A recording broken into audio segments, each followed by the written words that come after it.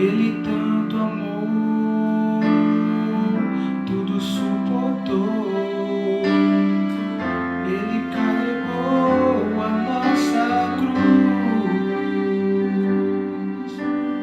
Vê os cravos nas mãos, seu corpo a sofrer naqueles momentos de dor. Vê o mestre a chorar, e foi por você que ele mostrou tanto amor. Os soldados cuspiam no seu rosto. Posso ouvir o clamor da multidão, e Jesus a olhar aquele céu azul pede ao Pai que lhes dê o seu perdão.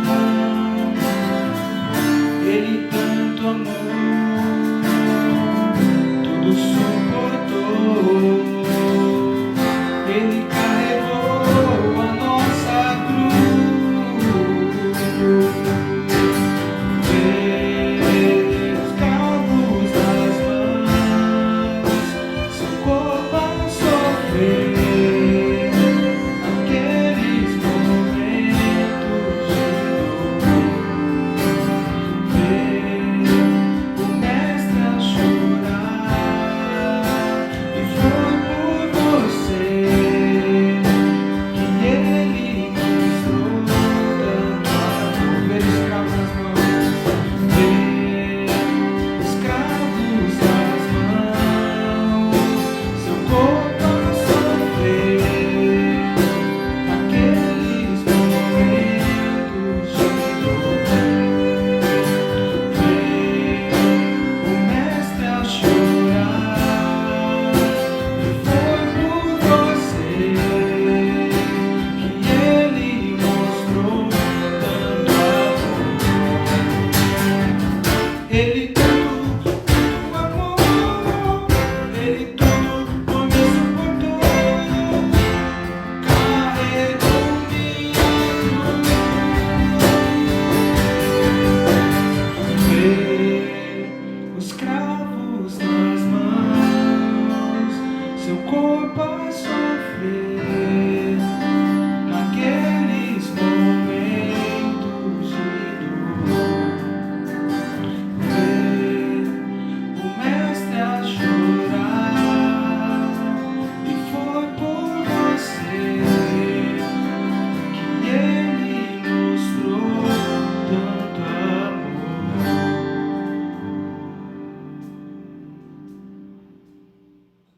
Bom, a gente tem passado um tempo único na nossa geração, né? O que as gerações passadas já experimentaram, a gente está experimentando agora, né? Um tempo de epidemia, de incerteza, de caos, de morte, ainda mais num tempo tão marcado pelo conforto, por bem-estar, por busca de felicidade, tecnologia, prosperidade. A gente tem muito apego à nossa vida, aos nossos sonhos futuros, à nossa noção de realização pessoal, né? A nossa vida é muito marcada por essas coisas, por esses confortos, por esses bem-estares, né? Mas a vida não foi sempre assim. Há muitas culturas, muitas nações, muitos grupos que no passado e ainda no presente eles têm que lidar diariamente com a dor e com a morte, com condições de vida muito piores do que as nossas, né? Por questões políticas, por questões econômicas, sociais, tecnológicas, eles têm vidas muito mais curtas, muito mais sofridas. E o que a gente está experimentando agora como país e como mundo, na verdade, não é nada de novo. A gente só está experimentando um pouco do que é viver fora dessa ilha de conforto, de tecnologia e de controle das coisas, né? E agora a gente está sendo forçado por essa epidemia a lidar com essa realidade da morte, né? Coisa que a gente não costuma pensar muito, a gente não costuma gostar muito dessa palavra, inclusive. E por um acaso ou não, no meio dessa epidemia, a gente está comemorando agora a Páscoa cristã, né? E não há data melhor para falar sobre morte e vida do que a Páscoa cristã. Na Páscoa há conforto, há sabedoria e há respostas para a questão da morte e também para a questão da vida. E eu gostaria de te convidar a pensar um pouco sobre isso. Seja você um cristão ou não, celebre você a Páscoa ou não, eu queria te convidar nesses próximos minutos você refletir um pouco sobre como é que essa celebração cristã ela traz respostas significativas, profundas e verdadeiras para a questão da vida e da morte. Bom, a Páscoa cristã ela tem como pano de fundo a Páscoa judaica, né? É uma ressignificação da Páscoa judaica. E a Páscoa judaica é uma celebração do dia em que o povo de Israel foi salvo da morte ao sair do Egito. Essa história está lá em Êxodo, começa no capítulo 1 de Êxodo, que diz que os israelitas eram escravos no Egito. Ali eles passaram séculos sendo escravizados, oprimidos, mas Deus tinha um plano para esse povo, então Deus decide fazer algo para libertar esse povo. E Deus começa então a enviar sinais e maravilhas para que os egípcios e para que Faraó libertassem o povo de Israel. O que acontece é que o Egito, e especialmente o Faraó, resiste a Deus e não liberta o povo, né? Então lá em Êxodo 12, Deus fala com Moisés e ele manda Moisés fazer um ritual muito esquisito, no mínimo. Ele manda que todo o povo de Israel, cada família, pegue um cordeiro, mate esse cordeiro, pegue o sangue do cordeiro e passe nos umbrais das portas. E eu sei que pra gente isso não faz muito sentido, mas naquele contexto isso tinha um significado muito, muito profundo. E o que Deus diz é que naquela noite ele passaria pelo Egito e ele julgaria aquela nação opressora. Ele livraria aqueles escravos da mão dos seus opressores, da mão dos seus senhores que escravizavam aquele povo. E o que Deus diz é, as casas que tivessem o sangue nos umbrais, essas casas não experimentariam a morte. Mas as casas que não tivessem o sangue nos umbrais, essas casas perderiam os seus primogênitos. Os primogênitos seriam então mortos naquela noite. Os israelitas obedecem essa palavra, eles matam os cordeiros, passam o sangue nos umbrais e naquela noite eles são poupados. E não apenas são poupados da morte, como naquela noite eles vão embora do Egito depois de séculos de escravidão. E isso que significa Páscoa. Páscoa significa passar por cima.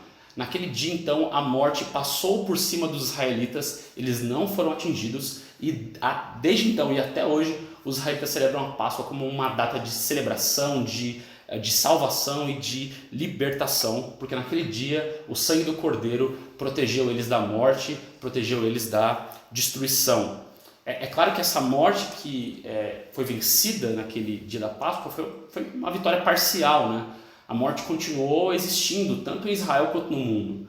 Então isso faz com que a gente entenda que o que aconteceu no Êxodo foi verdadeiro, mas não foi uma obra completa e final. A gente crê que o Êxodo foi um símbolo, foi uma ilustração de algo maior, mais profundo e mais abrangente que Deus ainda faria. Porque Deus não queria salvar somente um povo escravo, Deus queria salvar e quer salvar o mundo inteiro que está escravizado. Então o que a gente vê no Êxodo ali na Páscoa judaica é uma versão micro do que Deus quer fazer no macro. É uma versão local do que Deus quer fazer no universal. Então o Êxodo é uma espécie de maquete do desejo de Deus para o mundo e para a humanidade. E esse desejo tem a ver com libertar a morte e trazer vida e salvação. E da mesma forma, nós como humanidade também vamos precisar de um cordeiro e também vamos precisar de sangue nos nossos umbrais. E é aí que entra então a pessoa de Jesus. Muitos séculos depois do Êxodo, aparece esse homem misterioso, fazendo milagres. Ele era cativante, ele era diferente de tudo que já se viu em Israel. E ele começa a fazer afirmações muito altas sobre si mesmo. Mas não apenas ele. João Batista, que foi o maior profeta da história de Israel, ele também fala algo sobre Jesus. Ele diz isso lá em João capítulo 1, versículos 29 a 31. Diz o seguinte texto: No dia seguinte, João viu Jesus aproximando-se e disse: Vejam, é o Cordeiro de Deus que tira o pecado do mundo. Este é aquele a quem eu me referi quando disse: vem depois de mim um homem que é superior a mim, porque já existia antes de mim. Eu mesmo não o conhecia, mas por isso é que vim batizando com água, para que ele viesse a ser revelado a Israel. João Batista olha para Jesus, aponta para Jesus e diz: este é o Cordeiro de Deus que tira o pecado do mundo. O que significa isso, né? Dizer que um homem é um cordeiro? Como assim? O que João está falando, ele está usando uma imagem da cultura judaica, da religião judaica, da imaginação judaica, porque o cordeiro em Israel era considerado o substituto de um ser humano diante de Deus. Então, o ser humano, para estar diante de Deus e não ser morto pelo seu pecado, e não ser morto pela sua culpa, ele simbolicamente colocava as suas mãos na cabeça do cordeiro, esse cordeiro era morto e a inocência do cordeiro era dada a ele. Havia uma troca de lugar então, a culpa humana era dada ao cordeiro, que era morto, e a inocência daquele animal era contabilizada como sendo então a do ser humano. É isso que aconteceu no Êxodo. Os cordeiros foram mortos, o sangue deles representava justamente essa substituição. Um animal morre para que um ser humano não morra e assim o povo é salvo. Então, dizer que Jesus é o Cordeiro de Deus é afirmar que Jesus cumpriria esse papel substitutivo de forma definitiva. Jesus é aquele que receberia sobre ele o nosso pecado e então morreria a nossa morte. Mas ele não faria isso apenas por Israel. Jesus está ali como representante de toda a humanidade, passada, presente e futura. Jesus é o Filho de Deus que cumpre perfeitamente a imagem do Cordeiro que leva sobre si culpa e morte. Ele é o sacrifício final. Então Jesus, ele se fez homem para se entregar e para morrer. Isso parece muito trágico, mas a fé cristã diz que isso é glorioso, porque ao fazer isso Jesus então nos livra. Ele recebe a nossa punição, o nosso juízo, a nossa morte, e é assim, é justamente por meio dessa ação tão trágica que nós somos libertos. É por isso que o sinal da fé cristã é uma cruz, é um símbolo de tortura. Porque isso é um paradoxo, é quase uma perfeita contradição. O Deus criador de todas as coisas se faz homem e é levado a um lugar de tortura, e é assim que ele nos livra. E da mesma forma como aconteceu com Israel no Antigo Testamento, ali no Egito, por causa de Jesus, a morte agora passa por cima daqueles que têm sobre si o sangue de Cristo. É por isso que nós, cristãos, também celebramos a Páscoa. A morte passou por cima de nós. Ela não nos afeta mais, ela não nos encontra mais, ela não pode mais tirar a nossa vida. Porque o Cordeiro derramou o seu sangue e nós temos os nossos umbrais marcados por esse sangue.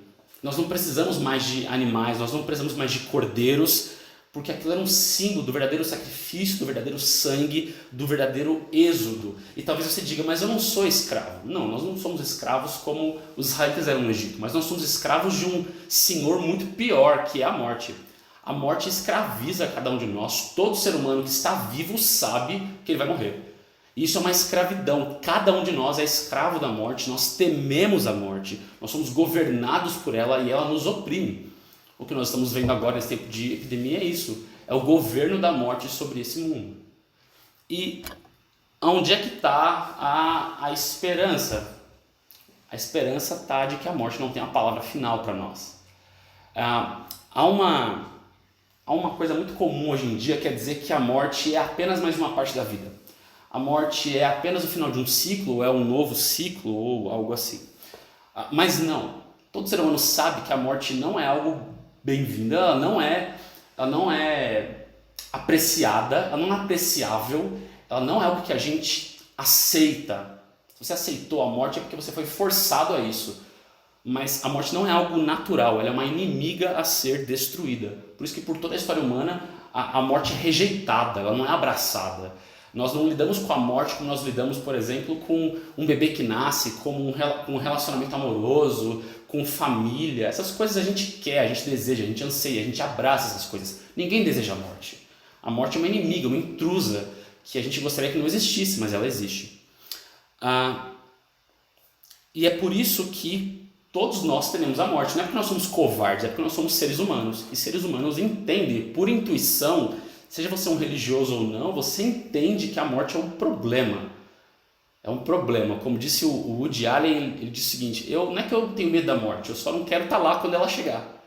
Porque esse é o nosso problema. A gente não gostaria que ela existisse, mas ela existe. Ela sempre vai nos aterrorizar.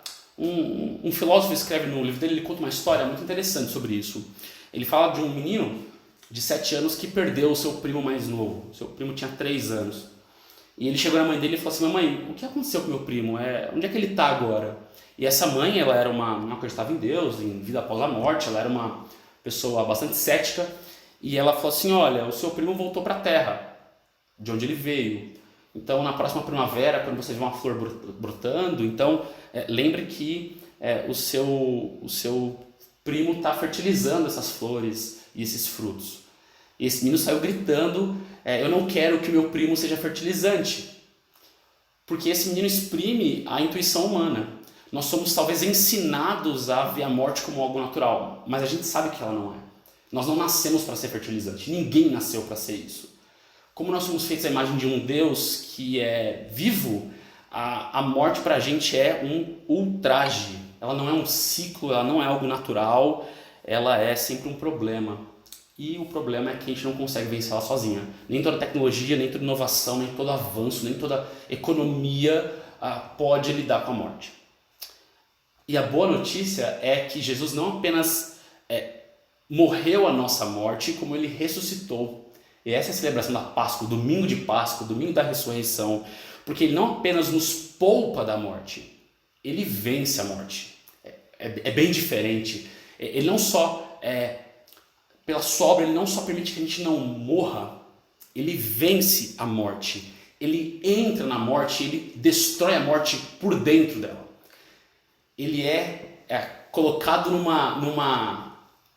ele é enterrado, ele é colocado dentro de uma tumba, e é dali que ele ressurge, agora não mais como um Cristo passível da morte, não mais como um crucificado, mas como um Cristo agora vitorioso, aquele que venceu sobre o pecado, sobre a morte, sobre Satanás, e ele quebrou o governo da morte. Ele quebrou e ele destruiu esse Senhor que nos oprimia e que nos escravizava. Ele vence aquela que nos aterrorizava, que nos deixava perplexos, apavorados, amedrontados em relação ao futuro. Porque Jesus, o Cordeiro de Deus, morreu e ressuscitou, nós agora podemos viver, e não apenas viver, nós podemos olhar para a morte e fazer cara de ressurreição. Nós temos esperança não apenas para essa vida, mas para uma vida que é eterna. É por isso que Hebreus, no capítulo 2, versículo 14 e 15, o autor diz o seguinte: portanto, visto que os filhos são pessoas de carne e sangue, ele, Jesus, também participou dessa condição humana, para que por sua morte derrotasse aquele que tem o poder da morte, isto é, o diabo, e libertasse aqueles que durante toda a vida estiveram escravizados pelo medo da morte. Então, a boa notícia da Páscoa é: num mundo dominado pela morte, num mundo que luta com todas as suas forças e gasta todas as suas economias e as suas energias para tentar sustentar a vida num tempo de morte, a boa notícia é: Jesus já venceu a morte, ele já ressuscitou e ele compartilha com cada um que crê nele essa mesma vitória. Isso significa que a partir do momento que você crê em Jesus, que você já não enxerga mais a realidade como sendo pautada pelo aqui e agora, por esse século, pelo que se vê, mas você crê que Jesus é o que ele é, o Cordeiro de Deus que recebeu sobre ele o pecado e morte e ressuscitou, vencendo assim esse dominador. A partir desse momento você não precisa mais temer, você já não tem mais o medo da morte, porque ele venceu a morte. Isso significa que mesmo em tempos de epidemia, de caos, de profundo medo do amanhã, aquele que crê em Jesus, ele já não... Ele sente essas dores, ele chora com os que choram, mas essa batalha já foi vencida para ele. Ele não está mais tentando lutar contra a morte. Ele já olha para a morte agora com um olhar de... Como um vencedor olha para um inimigo vencido. É esse o olhar que nós podemos ter para a morte a partir da fé em Cristo. Talvez você seja uma pessoa sem religião, uma pessoa secularizada, uma pessoa que não acredita e que, enfim, não pensa muito em Deus. Deus não parece ser uma coisa muito importante para você. Eu entendo você, mas o tempo que a gente está vivendo seria uma grande perda, um grande desperdício não aproveitar esse tempo para rever se a sua visão de mundo, se as suas crenças tão firmes, se elas de fato conseguem responder ao problema da morte como você deseja. A ciência, o hedonismo, a realização profissional, qual é a resposta que essas coisas dão para o mundo de morte? Nenhuma. Todas essas coisas vão passar como nós passaremos, mas aquele que está em Cristo já não passa. E eu gostaria de te convidar a olhar para Jesus, para as afirmações de Jesus e ver se esse homem que é seguido por bilhões e bilhões de pessoas ao redor do globo, se ele não é confiável. E eu posso afirmar como uma testemunha dele que ele é absolutamente confiável e que tudo aquilo que ele diz que ele é, ele é. Ele venceu e todos aqueles que estão nele vencerão também. Eu não sei onde você está, quem você... mas eu gostaria de fazer uma oração. Onde quer que você esteja, faça como você quiser. Se você quiser baixar a sua cabeça, se você quiser ficar com os olhos abertos, não tem problema. Eu gostaria de orar por cada um de vocês. Senhor Deus e Pai, nós, num mundo de tantas distrações, entretenimentos e possibilidades, foi necessária uma epidemia para que a gente pudesse talvez parar e pensar se a nossa vida é tão segura quanto a gente acha. E a verdade é que ela não é. E no final das contas, o nosso grande medo é o medo da morte. Seja a nossa morte, seja a morte de um ente querido, de alguém próximo. E, Senhor, essas coisas estão muito além do nosso próprio alcance. Isso nos desespera. Mas Jesus tem boas novas para contar para a gente, uma boa notícia de que Ele venceu. Ele morreu a nossa morte, Ele levou a nossa culpa sobre Ele e Ele venceu. Ele abriu a morte por dentro dela, Ele destruiu essa que nos escravizava e agora nós somos um povo livre a partir de Cristo. Quem quer que esteja ouvindo isso, eu oro para que o coração dessa pessoa possa abandonar outras respostas para a vida e olhar para Jesus e encontrar nele salvação, libertação, vida eterna, perdão, alegria, esperança, Senhor. Que o Teu Espírito Santo, onde quer que Ele esteja atuando, que Ele atue no coração dessas pessoas e a gente possa encontrar em Cristo aquilo que todo ser humano anseia, uma vida que seja eterna, Senhor. Nós te agradecemos porque o Senhor já nos deu tudo isso no Teu Filho Jesus. E é no nome dele que nós oramos. Amém. Amém. Que Deus te abençoe. Se você quer saber mais sobre Jesus e sobre o Evangelho, aí você tem algum amigo cristão, entre em contato com ele. Se não, mande uma mensagem onde você encontrar esse vídeo aqui, mande uma mensagem para essa pessoa e ela vai ter muito prazer em conversar com você sobre isso e muitas outras coisas que Jesus já fez por nós. Então, que Deus te abençoe. E até a próxima, esperamos que não mais online, onde quer que você esteja, que Deus te abençoe, que te dê saúde, que te livre nesses tempos difíceis e que esse tempo seja também um tempo de experimentar a dor do mundo, mas acima de tudo de encontrar uma esperança que não passa. Deus te abençoe.